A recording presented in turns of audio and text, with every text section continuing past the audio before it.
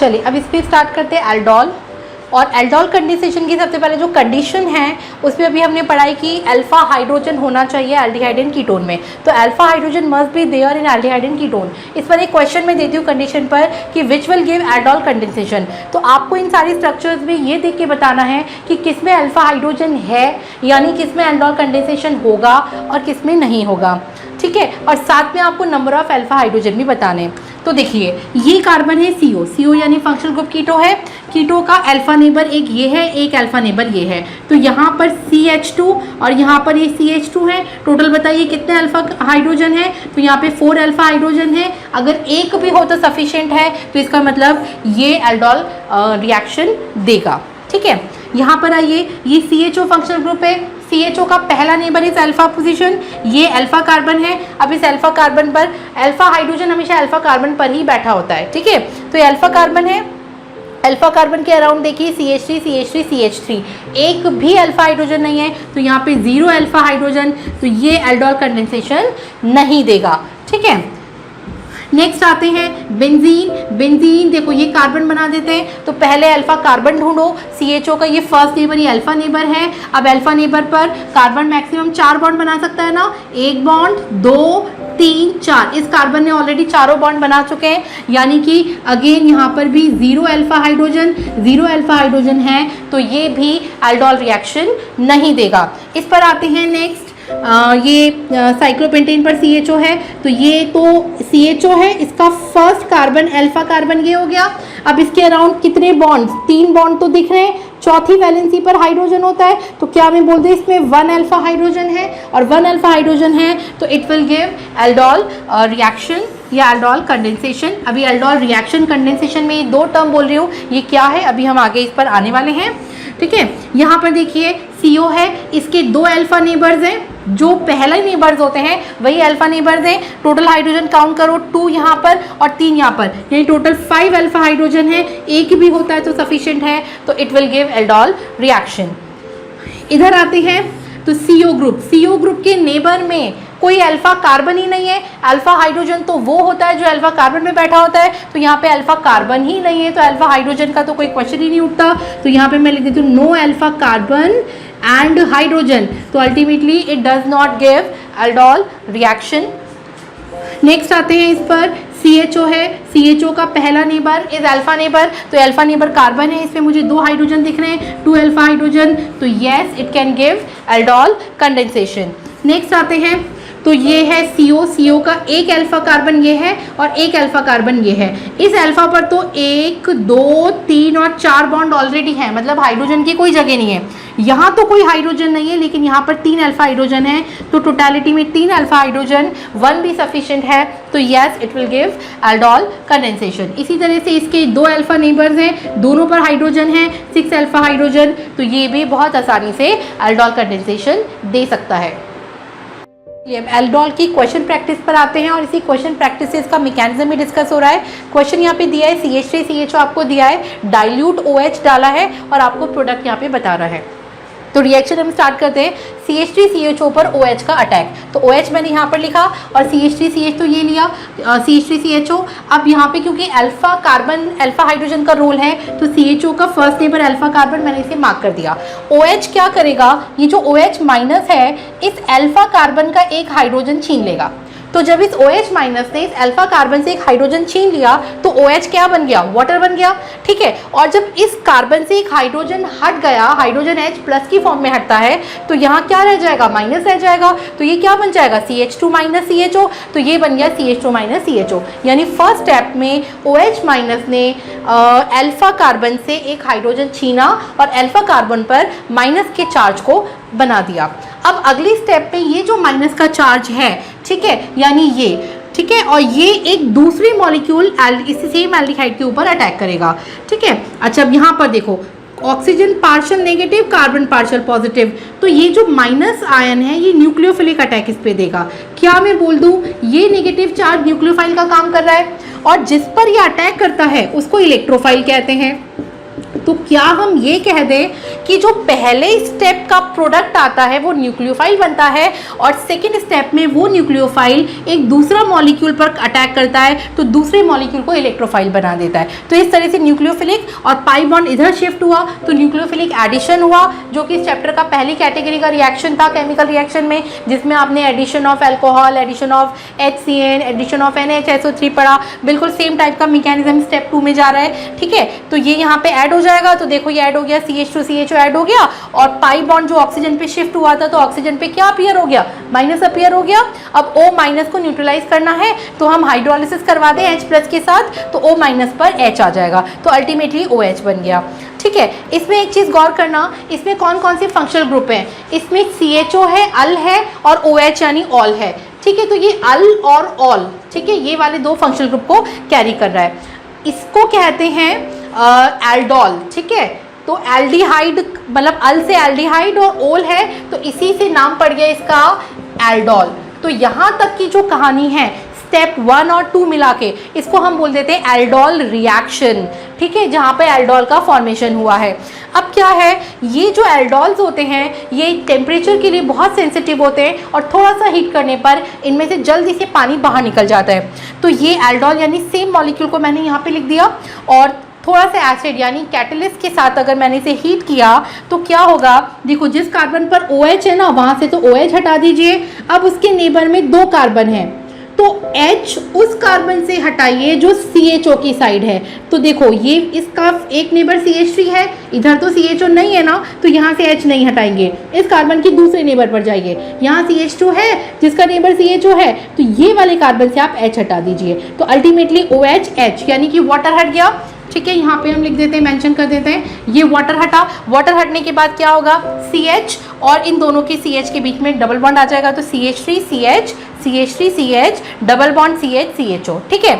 यहाँ पर functional group पर गौर करिए, यहाँ पर इन है डबल बॉन्ड और अल है, तो इन अल यानी आप इसका IUPAC नेम लिखेंगे, तो नंबरिंग यहाँ से करोगे 1 2 3 4, ब्यूट 1 2 नंबर का बॉन्ड इन है, और अल हमेशा 1 नंबर पे होता है, तो 1 अल लिखने की जरूरत नहीं है, सिर्फ आप अल लिख देंगे तो भी एक्सेप्टेबल है। तो ब्यूट 2 इन अल यहाँ पर बन रहा है, ठीक है। ये इसका मैकेनिज्म है। अब नेक्स्ट क्वेश्चन को भी आपको मैकेनिज्म से ही करना है। नेक्स्ट एग्जांपल CH3CO CH3 है, डाइल्यूट OH डाला, आपको प्रोडक्ट बनाना है एल्डोल कंडेंसेशन से।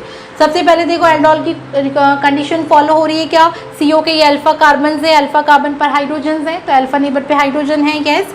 अब स्टेप 1 में देखिए आपने कीटो लिया OH-, पहले अल्फा पोजीशन मार्क कर लेते हैं, ये 2 अल्फा पोजीशंस हैं और दोनों ही आइडेंटिकल हैं, किसी भी एक पर करवा दीजिए। तो OH- ने इस अल्फा कार्बन से हाइड्रोजन को छीन लिया और ये वाटर बन गया, तो जो अल्फा कार्बन था उसके ऊपर क्या आ जाएगा, माइनस चार्ज आ जाएगा, तो CH2- यहाँ पे चार्ज आ गया।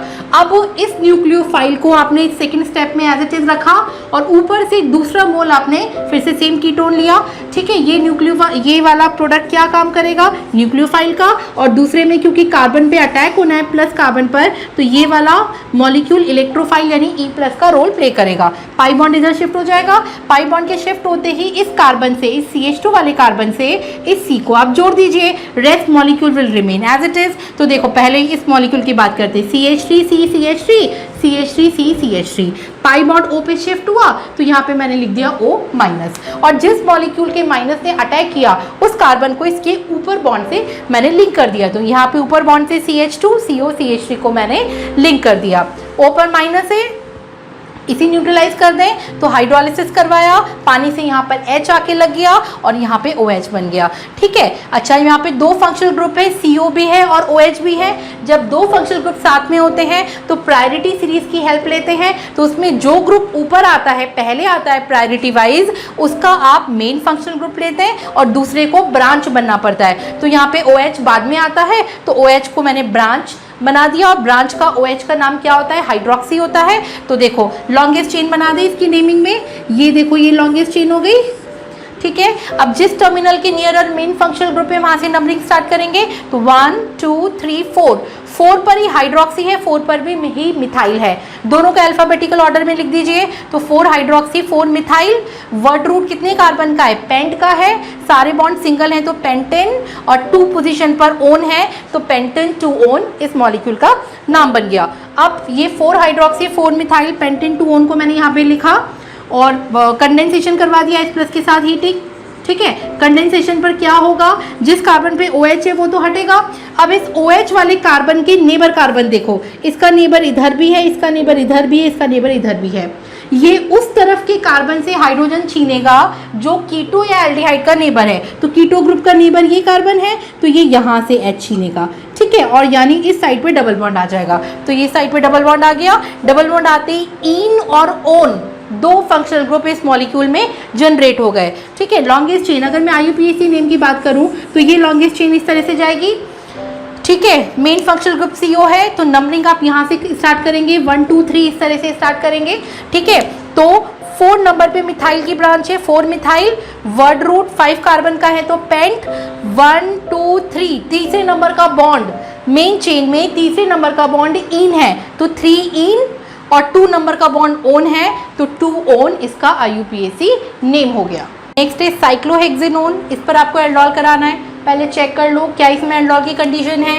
ये CO ग्रुप है, ये इसके अल्फा नेबर हैं, यहाँ भी CH2 यहाँ भी CH2, दोनों में से किसी भी एक को आप यूज़ कर सकते हैं। तो यस इसमें अल्फा नेबर है तो यहाँ पे CH2 को मैं मार्क कर देती हूँ। OH माइनस इस अल्फा कार्बन से हाइड्रोजन छीनेगा, हाइड्रोजन छीनेगा तो क्या बन जाएगा? वाटर बन के निकल जाएगा और इस अल्फा नेबर पर माइनस चार्ज आ गया। मैंने यहाँ पे C को शो नहीं किया, बॉन्ड लाइन डायग्राम है तो C को शो करने की ज़रूरत नहीं है, मैंने सीधे ही रिंग डायग्राम पर आपको माइनस चार्ज लिख दिया। इनोलेट आयन यहाँ पे बन गया।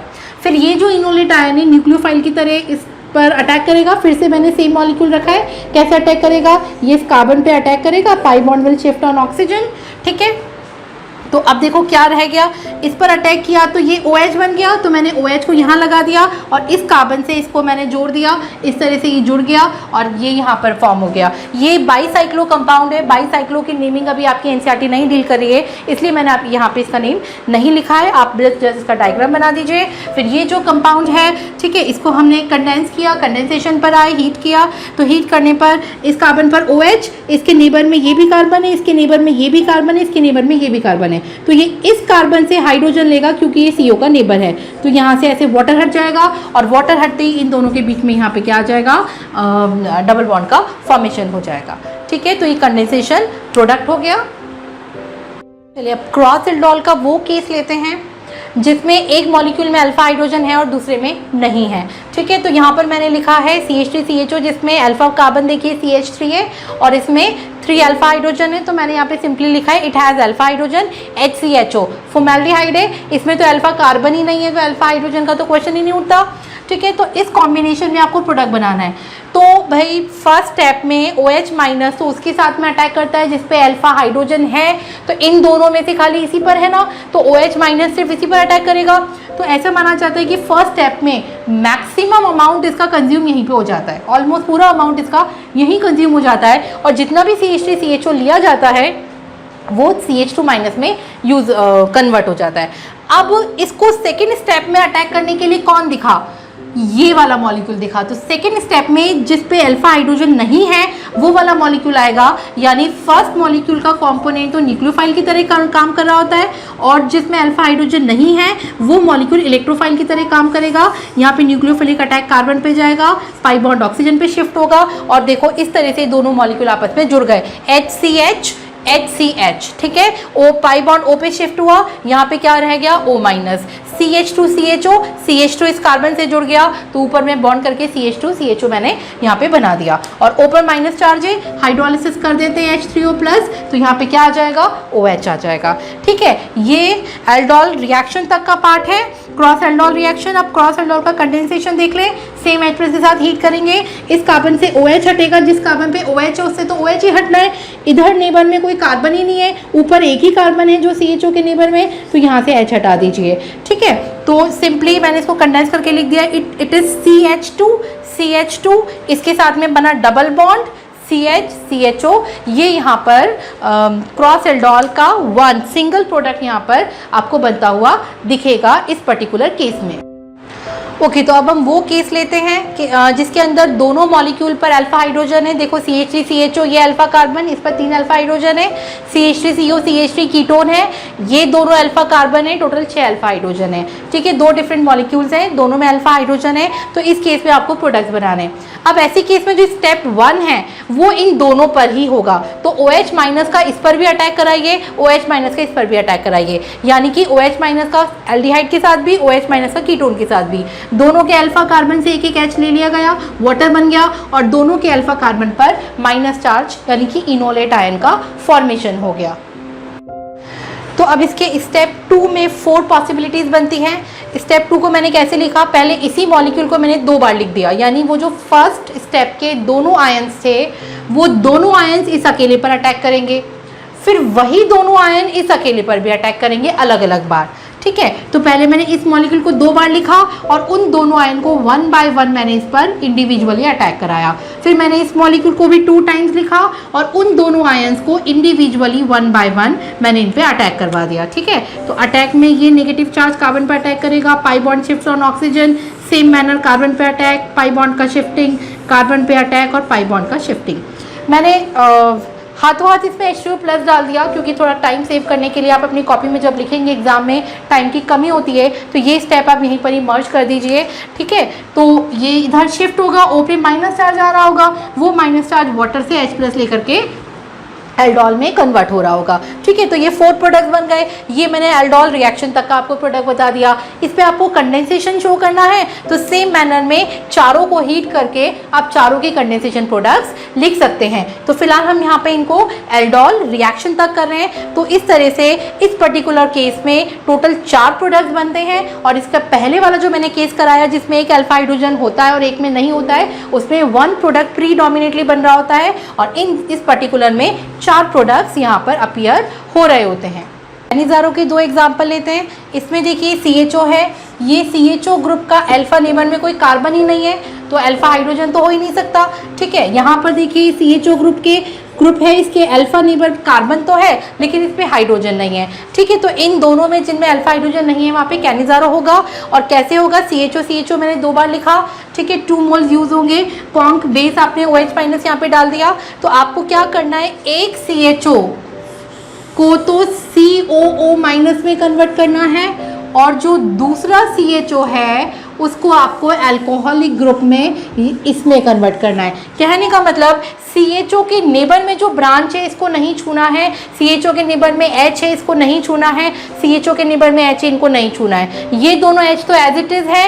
एक CHO को आपको COO माइनस में कन्वर्ट करना है, एक CHO को आपको CH2OH में कन्वर्ट करना है। ठीक है, अगेन यहाँ पे देखो दोनों केस में बेंजीन को आपको टच नहीं करना है, benzene will remain as it is. एक CHO जो है वो तो CO माइनस में कन्वर्ट हो जाएगा और जो दूसरा CHO है वो CH2OH में कन्वर्ट हो जाएगा। अगर यहाँ पे आपको कैटलिस्ट OH माइनस दिख रहा है तो यहाँ पे माइनस ही लगा के छोड़ दीजिए, लेकिन यहाँ पे NaOH है तो माइनस के साथ सोडियम का सॉल्ट बना दीजिए, या KOH है तो K का सॉल्ट बना दीजिए एंड सो ऑन, जो भी बेस इन्होंने यहाँ पे डाला है। ठीक है, इसमें एक चीज़ आप देखिए, एक CHO group acidic group COO में कन्वर्ट हो रहा है, यानी कि यहाँ पर कहानी चल रही है ऑक्सीडेशन की, और दूसरा जो है वो रिड्यूस हो रहा है, रिडक्शन की कहानी चल रही है। जब भी किसी रिएक्शन में किसी फंक्शनल ग्रुप का, सेम ही ग्रुप का ऑक्सीडेशन रिडक्शन साइमल्टेनियस होता है तो इसको हम कहते हैं डिसप्रपोर्शनेशन रिएक्शन। तो ये एक डिसप्रपोर्शनेशन का एग्जाम्पल है। ठीक है, तो ये एक डिसप्रपोर्शनेशन रिएक्शन है क्योंकि इस रिएक्शन में CHO का ही ऑक्सीडेशन हो रहा है और CHO का ही रिडक्शन हो रहा है। एल्डोल का थ्योरी पार्ट में आपको अवेलेबल करवा रही हूँ। ठीक है, इसका मैकेनिज्म लिखा है, हालांकि इससे सारी क्वेश्चंस हमने मैकेनिज्म से ही किए हैं। तो एल्डोल कंडेंसेशन में कंडीशन क्या थी कि मॉलिक्यूल में एटलीस्ट एक अल्फा हाइड्रोजन होना चाहिए, डाइल्यूट एल्कली यहाँ पे चाहिए एज अ कैटलिस्ट, और कॉज फॉर द रिएक्शन क्या होता है कि ये जो अल्फा हाइड्रोजन होता है इसमें खास बात ये होती है कि CO ग्रुप की वजह से, इसके नेबर में जो CO ग्रुप होता है उसकी वजह से ये अल्फा हाइड्रोजन एसिडिक होता है। तो ये जो एसिडिक हाइड्रोजन होता है वो जो डाइल्यूट एल्कली हमने डाला था उसके साथ में रिएक्शन कर जाता है, ठीक है, और रिएक्शन करने से मैकेनिज्म प्रोसीड होने लगता है। तो फर्स्ट स्टेप में हमने क्या किया था इसके मैकेनिज्म में कि जो OH माइनस था ये इस अल्फा कार्बन से हाइड्रोजन को एब्स्ट्रैक्ट करेगा। जैसे ही एब्स्ट्रैक्ट करेगा तो यहाँ पे माइनस चार्ज आएगा, ये माइनस चार्ज जो है डबल बॉन्ड के साथ रेजोनेंस में जाएगा। तो ये जो आयन बनता है इसको कहते हैं इनोलेट आयन, इन यानी डबल बॉन्ड, O पे माइनस यानी 8 आयन, तो ये बन गया इनोलेट आयन। और ये जो इनोलेट आयन होता है सेकेंड स्टेप में फिर से ऊपर वाले रिएक्टेंट पर ही अटैक करता है, न्यूक्लियोफिलिक अटैक देता है, और न्यूक्लियोफिलिक अटैक दे करके